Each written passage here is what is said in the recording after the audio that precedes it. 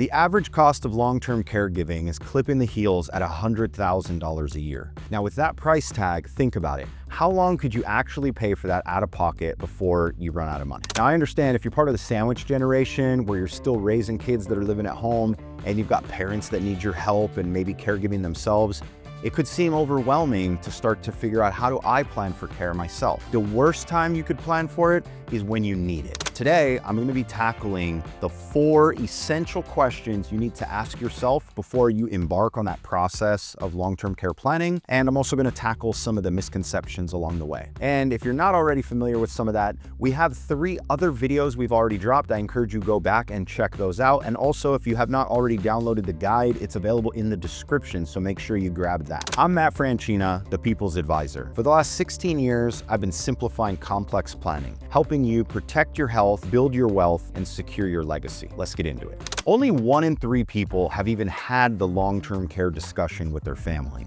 And in my experience, almost everybody says they'd rather be cared for at home. Where do you want to be cared for? Before you answer that, I want to tell you that there is no wrong answer to this question.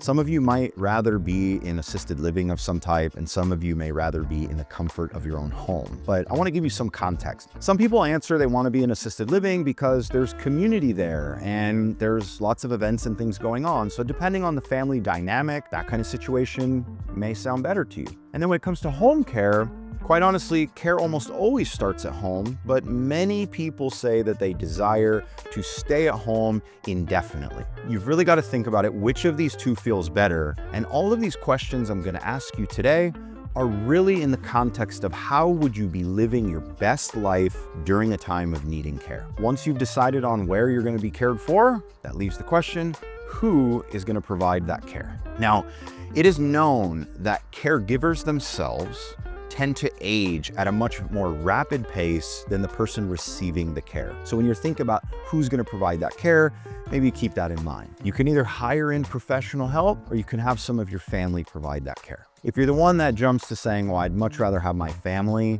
be the ones to care for me, I've just got to remind you of a few things that are maybe not in your mind when you're thinking about this. One is that if the family member you're thinking about is your spouse, you got to remember the time when you're going to need care, odds are your spouse is also going to be significantly older than right now, making it a lot more challenging for them to provide that care for you. If you're thinking about kids, you've got to remember, what's their family dynamic?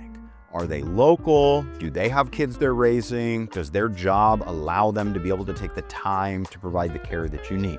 So it's okay if that's what you want, but remember, if family's going to be providing the care, then this isn't just about you. They deserve to be part of that conversation. And it might be a challenging thing to start, but I'll tell you, really, just be honest. Let them know, I don't want to be a burden, but this is how my heart feels I would want to receive care, or how I think I'd be living my best life during this time.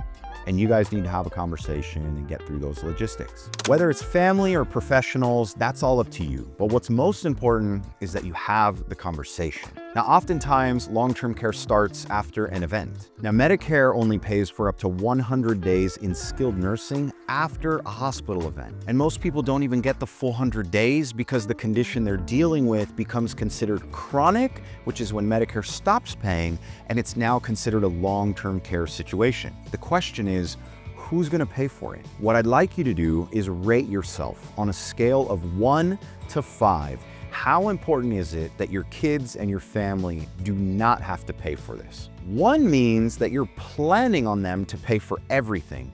And 5 is that you do anything in your power to avoid them spending any money on this at all. 2, 3, and 4 is somewhere in between. At the beginning of this video, I mentioned that long-term care expenses are getting up to about $100,000 a year. So I want to propose a question. If you had to pay for care out of your own pocket, how many years could you pay for that care at a $100,000 cost before you run out of money and are relying on somebody else? So now that you have your number, I want you to remember, not everybody needs insurance, but nobody should go without a plan. If you've been putting off long-term care planning, now you have enough context to help you make an educated decision. And if you want to meet with a professional, our team is ready and here to help you. You can find a link down in the description to help you set an appointment with us. But ultimately, if this was a helpful series, just make sure that you subscribe, like, comment, and stick around because we'll be putting out a lot more things like this.